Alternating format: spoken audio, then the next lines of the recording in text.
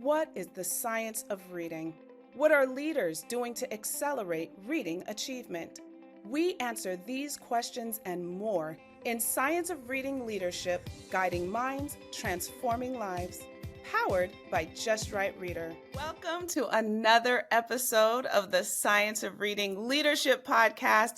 My name is Terry and I am your host. And today I have an amazing guest joining us.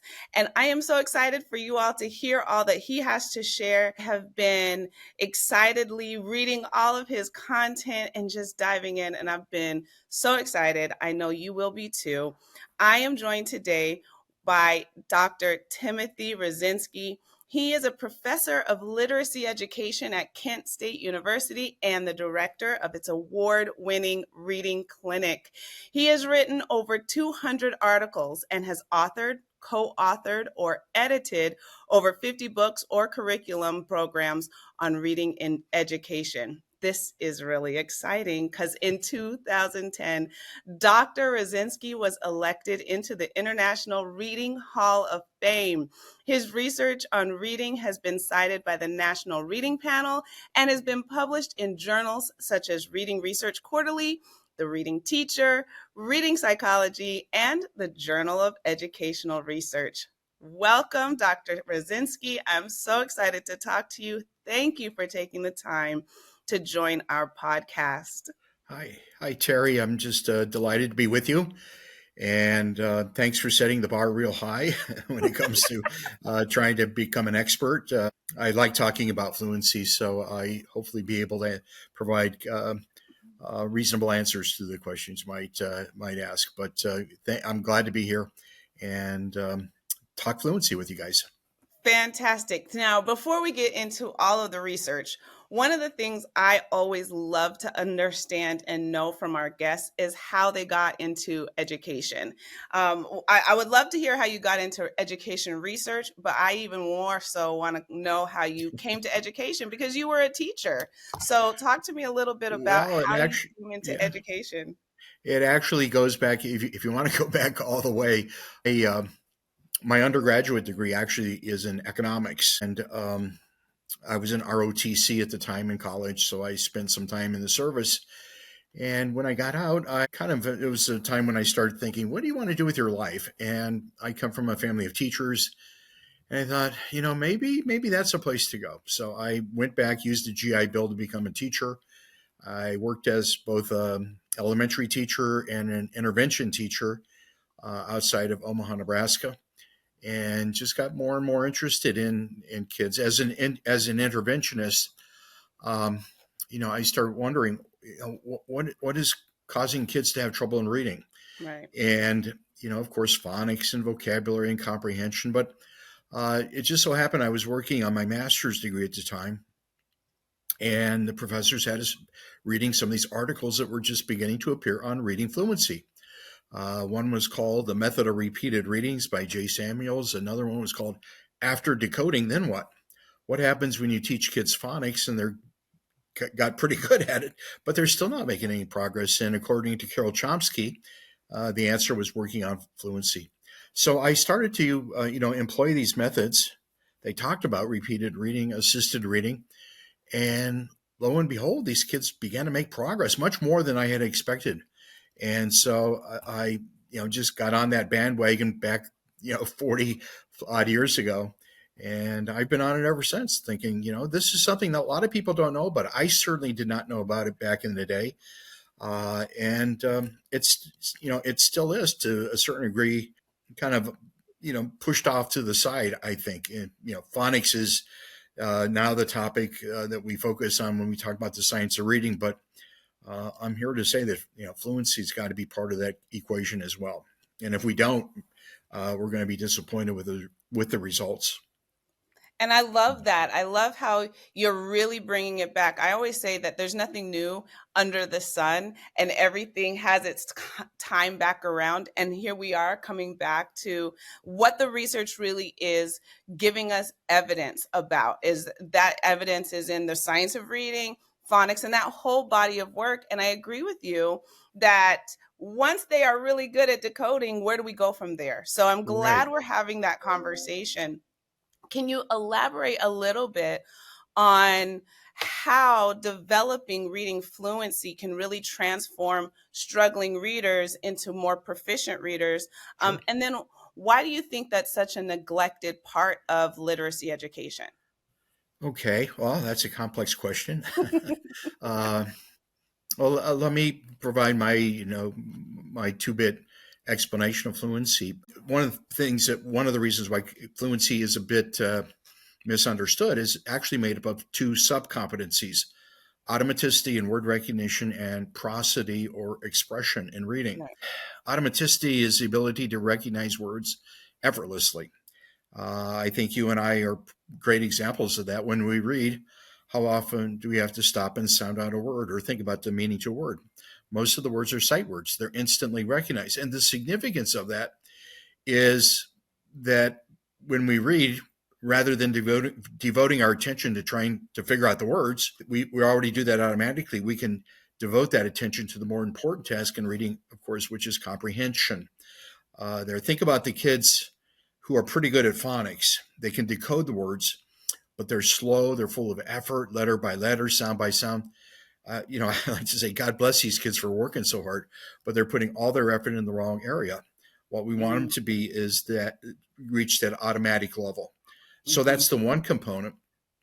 And then the second component of fluency is this thing called prosody or expression. If I think about somebody who's a fluent reader, it's not somebody who reads fast or talks fast. It's somebody who uses their voice to make meaning.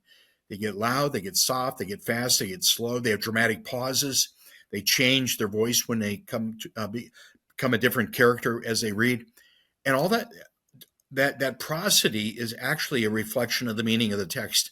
So in a sense, fluency has been called that bridge from phonics to comprehension. And you can almost see it there. You have to be automatic in your word recognition, but then also you have to be able to read with that expression that reflects the author's intent in the text itself. And so it's both of those. And that's the problem. In many classrooms where fluency is actually addressed, it's either one or the other. Trying to make kids read fast, improve their automaticity. Well, how can you become an expressive reader if you're trying to read as fast as you can? That's a bit of a challenge, right? Uh, Yeah. so it becomes how do you actually make that happen in the classroom? And that's where um, I'd like to talk about the art of teaching fluency, not just the science. And I don't know if you'll let me kind of. Yeah, because that was going to Okay, be my next I'm question, on a right? roll now. Right. Yeah. That's what that was going to be my next question. How do we Okay. do that? Yeah. Well, for example, one of the things we know, um, a great way of building fluency is through practice, and a particular kind of practice called repeated reading. Hmm. What Dr. J. Samuels found was when students would read a text once, twice, three, four times, of course, they would get better on those pieces because you practice it. But what happened was when they would move on to a new text, they've Hmm. never seen that before, there's also improvement there. So this practice, this kind of repeated practice, generalizes to new pieces. Real learning is happening. But the problem is, um, how do you get kids to engage in repeated readings? Class, read this 5 times. Tell me when you're done. Wouldn't that be nice if they, okay, I'll do that 5 times. They're going to Right. roll their eyes at you. And that's, I kind of thought about that for a while. Nowadays, a lot of the programs for developing using repeated readings is practice so that you can read faster than the day before. But Hmm. to me, that's not a very authentic or artful approach. One of the things I think about was why would anybody want to engage in repeated reading or practice? And my answer to that was performance. If you're going to read a poem for an audience or sing a song, or if you were in a play, I bet you rehearsed. And if you didn't, I bet you wish you had. And the rehearsal isn't aimed at, again, reading fast. It's aimed at reading expressively so that an audience that is listening to you recite that poem or take part in that play, you want them to understand what you're conveying to them. And so Right. prosody needs to be part of that rehearsal. That was my real enlightenment, I guess, when it comes to reading fluency, this artful as well as scientific approach to it. Yeah, and I What? can also, I'm sorry, go on. No, okay, I'm starting to take over the conversation No, here. I love One it. of the first articles I read about this was, I don't know, over 20 years ago. I just love the title. It was entitled "I Never Thought I Could Be a Star: A Reader's Theater Ticket to Reading Fluency," and it was Mm-hmm. about a second grade class of struggling readers that they found that when they rehearsed and then performed a reader's theater script, they could be the star of the class. They just had to practice more. That was the key. So. And I can almost imagine, I have three daughters. I have a 23-year-old, a 15-year-old, and a 9-year-old. You know, and the 9-year-old, she loves to watch movies and she'll watch them over and over and over again. And just the other Yeah. day, I said, "Why do you keep watching the same episode?" And she goes, "Every time I watch the episode, I see something new. I see something different." What a great Um, insight. yeah, and I can imagine that if we can help our students understand that you'll see something different, you'll see something new, which will also help you bring understanding and bring life to what you're reading. It gives them, like you said, a sense of motivation to try to read it again. What did I miss? What did I see? What can I find? And it also can help them enjoy the story more, even, Hmm. Hmm. which gives that prosody that you're speaking to. And I think that that's fantastic. I think that Right. brings the love of reading back to reading again instead of Yeah, just trying to be fast. you have a very insightful daughter there. I know for myself, um, whenever the movie The Godfather comes on, I think Yeah. I've watched it a dozen times at the very least, and every time, like you said, I will notice something different. And it's true for reading also. It's not unusual for me, especially if I'm reading a research article. It's kind of technical. I need to read it two or three times. First of all, kind of get the gist of it, then to dig into the into the technical parts of it, then into the nuances. Then I read it for the application part. And just like your daughter, repeated readings, you kind of peel away the onion and you get into deeper and deeper levels of understanding. And the challenge for teachers is, how do we actually make that happen in a classroom? Yeah. That's the art.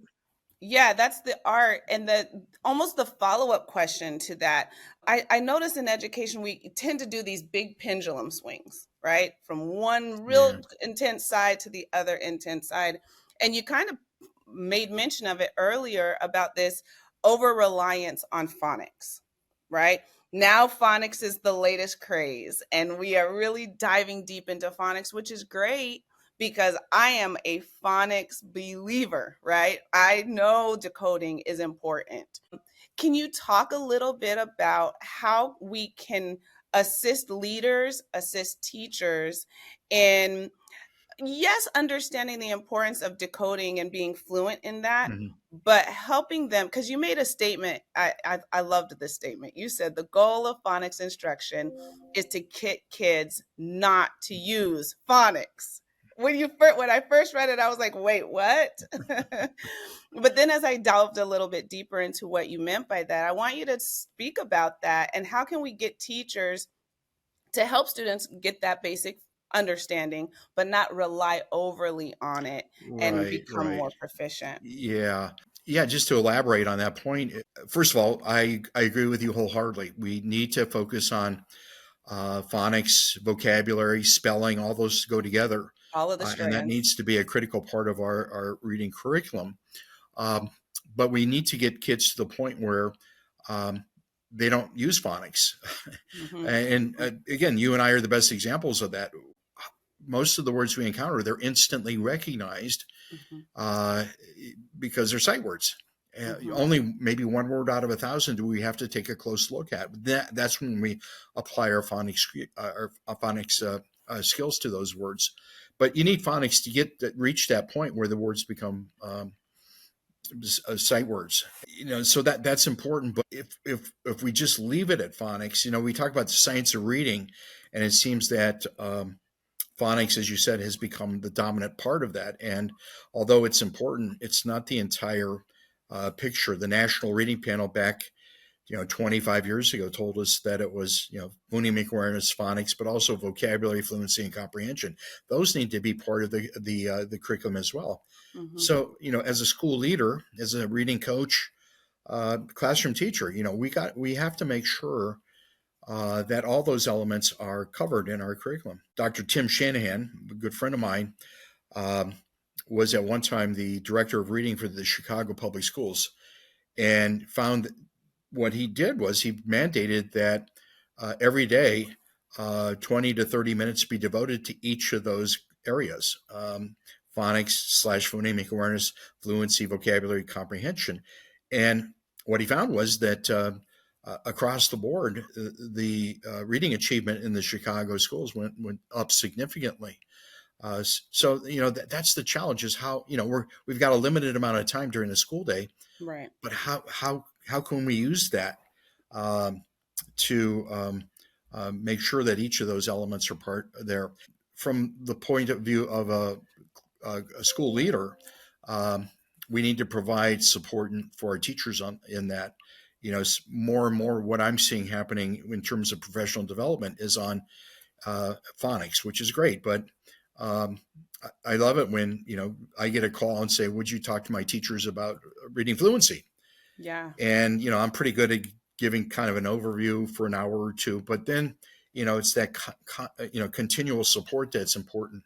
And the same thing true for vocabulary. Same thing true for comprehension as well. And of course that's why teaching is so complex. Right. You have to cover all those areas, Hmm. and in ways that are based on science, but also in ways that are artful and engaging for our students. And that's quite a challenge. Right. Yeah, That's the art, right? that's the art. Well, That's and I often say that's why teaching is such a challenge. If you want to be an artist, all you need is your studio. If you want to be a scientist, you need your laboratory. But if you want to be a teacher, you have to be both of those. you have to have them And both. Yeah. that's a challenge. But when you see that happening in classrooms, it's just so heartwarming to see teachers engaging kids in that kind of instruction. Yeah. This episode is brought to you by Just Right Reader. At Just Right Reader, we make decodable books in English and Spanish that are great for kids, schools, and families. Our decodables tell authentic stories of student lives, follow a rigorous phonics progression, and include a short video phonics lesson that reinforces learning at home and in school. To learn more about accelerating reading achievement with decodables, visit justrightreader.com. You just said something that really pricked my excitement, and you said that there's a lot to cram into a very limited amount of time. And one of the things that has been widely researched is that idea of home and school collaboration, right? And how we marry those two together so that we can almost extend the learning into the home. Parents want to help their kids. Yeah. And I think one of the things that we have to do in education is find ways of creating opportunities to engage parents, to educate parents, to provide the level of support for parents so that it really is that bridge into the homes. As you think about that idea of collaborating with parents as well as providing professional development for teachers, how can parents, what's the understanding, what's the thing that parents can do at home to support their child's reading fluency? Great question. And you're right. Parents are very interested in helping their children. First of all, we need to, recognize there's a limited amount of time that parents can devote to this. But what I have found actually through my own experience is the use of poetry. Mm, Uh, Poems are relatively short. The rhythm, the rhyme, the melody embedded in poems and song make them so accessible to kids and parents. With my own kids, in addition to reading to them regularly, my wife and I would have them recite poetry. I would read a poem and then we'd read it together and they would practice it and eventually they would perform it. And of course, they got to be the star of the family when they performed for the rest of the family. But what they were doing was they were developing fluency in that authentic sort of way. And then what we would also do, we would begin to examine some of the words within that poem. Maybe there's a word family, Mm-hmm. Starlight, Starbright, First Star I See Tonight, the IGHT word family we could expand on. So a little 10-minute episode like that, a couple times a week, uh, I found my own children, really just took off on reading even before starting school. But we could do it at any age level with our kids. In our reading clinic at our university, one of the things the kids did was they would learn to read something well during the reading clinic itself, and then they would take that same text home so they could perform it for mom and dad and brothers and sisters and grandma and grandpa. Basically, what they're doing is engaging in repeated readings, but they're Mm-hmm. doing it in such a way that they can feel successful. They can be the star of the family. If I may, I'd like to mention a friend of mine. Her name is Lois Letchford. Okay. She's a reading specialist, and she had three children. Uh, and her youngest, Nicholas, uh, got kicked out of school in first grade. Uh, this was in Australia, and he was uh, identified as unteachable. Wow. Basically, he was dyslexic. He had trouble learning to read. Well, um, and this is actually in her book called Reversed. Mm-hmm. Uh, she found that uh, Nicholas had the gift of rhyme. Well, a lot of kids do. They, rhyming words. So what she did was she found poetry. She found poetry online, and then she began to write poetry, and eventually Nicholas began to write and perform his own poetry. And that was the jumping off point for him. He became a reader, and to make a long story short, just a few years ago, he graduated from Oxford University with a Ph.D. in mathematics. That's what Wow. happens when. I thought you were gonna say in poetry. Yeah, I know. That would even be better, but you need to be able to read to get to do well in Yeah. math as well. But yeah, if anybody's interested, her book is called Reversed. The name itself kind of implies what it's about. Kids Mhm. who they quote unquote the notion of being reversing words and letters is Mhm. a Mhm. sign of dyslexia. But it's just we found poetry, and I know that there's other texts like decodable books that are so helpful. But it's finding those kinds of texts that are not terribly long, that parents could sit and read with their child. Mhm. So there's many things we can do, and it doesn't take more than 5 or 10 minutes per day to do this. Yeah. And then another thing that, as you were talking, something that came to my mind is these kids love all of this new music, right? Oh yeah, Writers and um, people that I'm not even going to begin to mention some of the artists because I know I'll mess up and my kids will be embarrassed. Just even looking at some of the lyrics, right? And yes, looking at yes, how they do that. They already sing the lyrics. Now, actually allowing them to look at the lyrics, read the right, lyrics, speak right, the lyrics. yeah. Well, I actually had an experience with that. Was giving a lecture in person a few years ago, and there was a first grade teacher and what I started with, I usually start with a few songs because Hmm. I agree with you. I think that's one of the best ways of engaging kids in reading. You got to make sure they look at the words. The problem with song is you get memorized it and you don't have to look at the words anymore. Right. But we started with a few songs, and this first grade teacher by the name of Becky Awasaki uh, wrote back to me a few months later, saying she decided with her first graders to just introduce two or three songs, and they would practice it throughout the week, repeated readings, and then on Friday they would have a hoot nanny or a sing along with invite the principal and parents to show up, and next week they'd start all over again. What she wrote to me in this email several months later was, for the first time ever, every one of her kids was reading on grade level. It never Wow. happened before. And she said the only thing we primarily did was, engaged in repeated reading, but in this artful way with song. And you talked about the more modern songs, but think about all the great childhood songs that are out there. Yeah. The Raffi songs, Mhm. "You Are My Sunshine," the great ones that are so memorable for kids. Right. Yeah, Yeah. yeah, that's fantastic. So you've done so much research. You have written so many books and authors, and you're in the Hall of Fame. Just so much stuff around your expertise in reading and fluency. I want to know, sitting where you're sitting, Where do you see the future of reading instruction heading, especially involving like some of the challenges that we're seeing? Of course, technology, right? Where do you see this taking us in terms of reading instruction? Yeah, that's a great question. I'm not sure I have a good answer for that one. There definitely technology is part of that. I think the next few years is beginning to understand the full science of reading. It's Hmm. not just phonics, fluency, and that, but how about motivation? How about cognition? That awareness of yourself as a reader. These are things that need to be part of that as well. So that we need to little by little expand our notion of what counts as the science of reading instruction, and then of course bring in that notion of artfulness.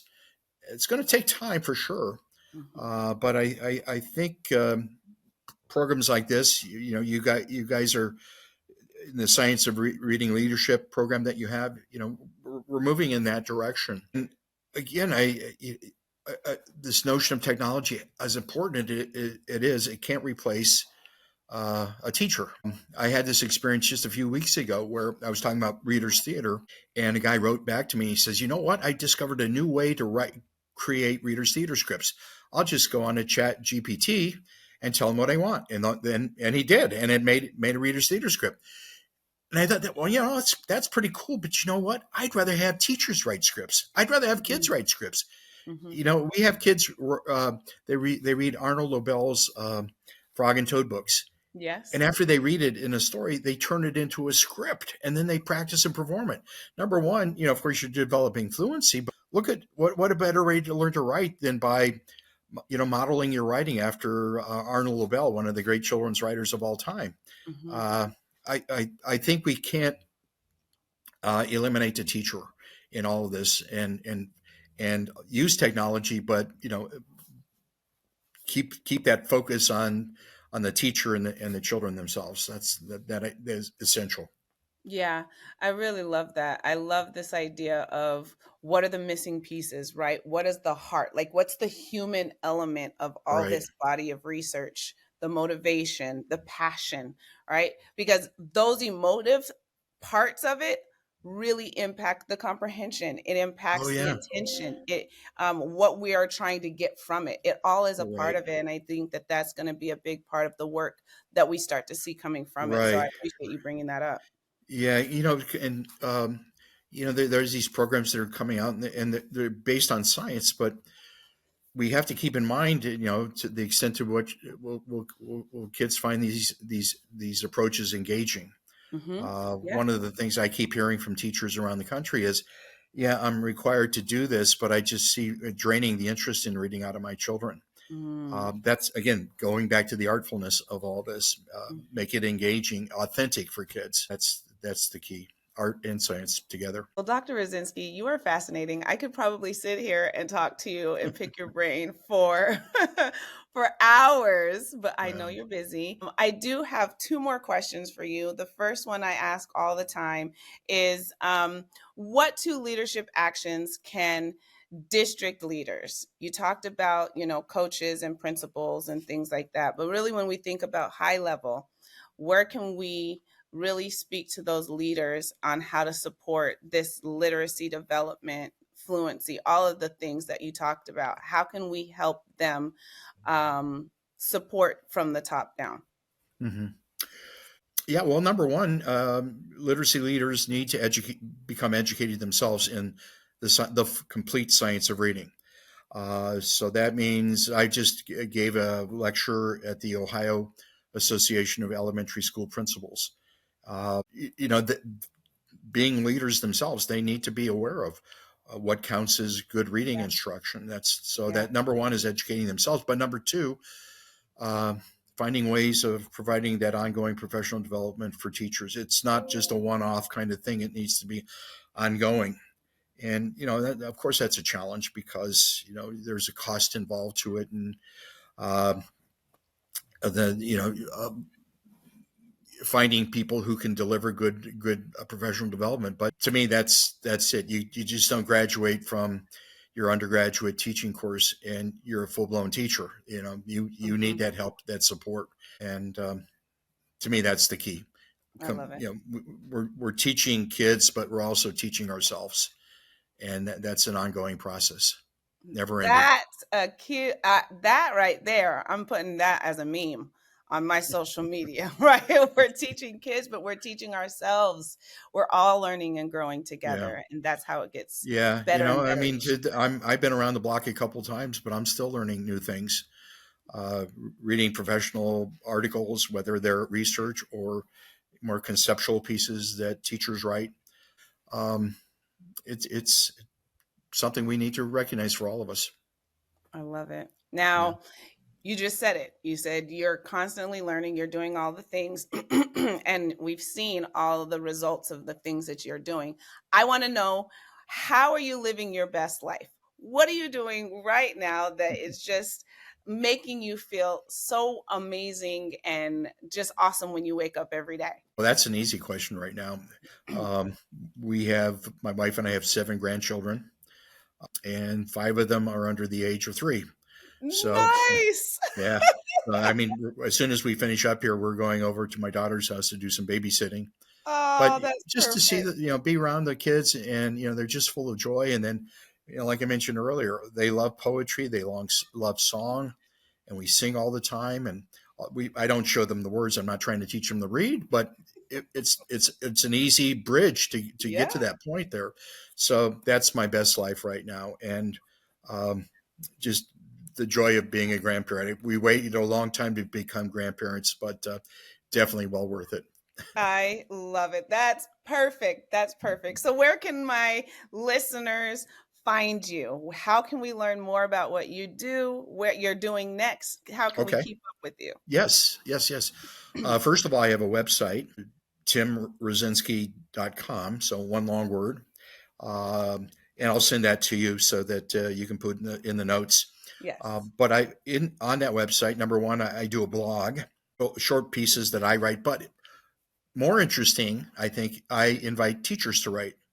And I asked, if you're doing something interesting, I'd love to hear what you uh, are doing. Keep it short. Teachers don't have a lot of time to be reading professionally, so 3 or 4 pages. So that's my blog.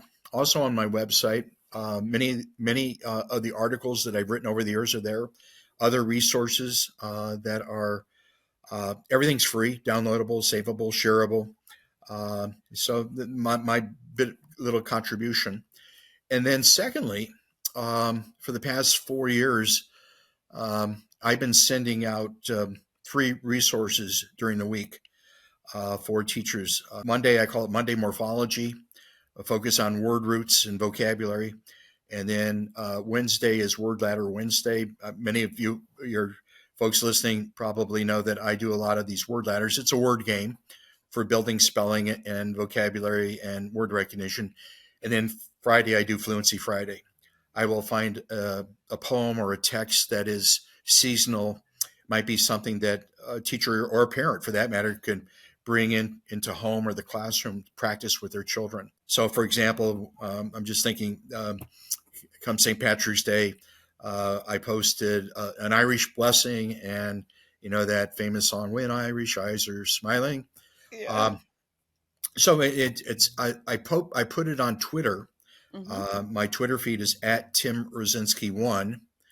But if anybody would like to get me to send you to you directly, just send me an email.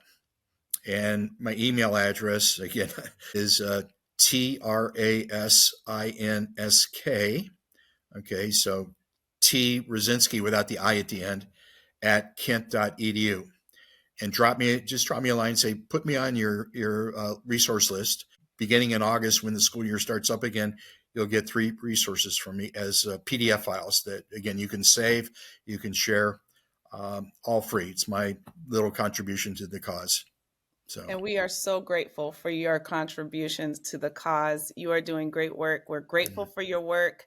Thank you for joining us. Thank you for being on the podcast. You all heard it. Go get on his email list, go follow him on Twitter, sign up for his website.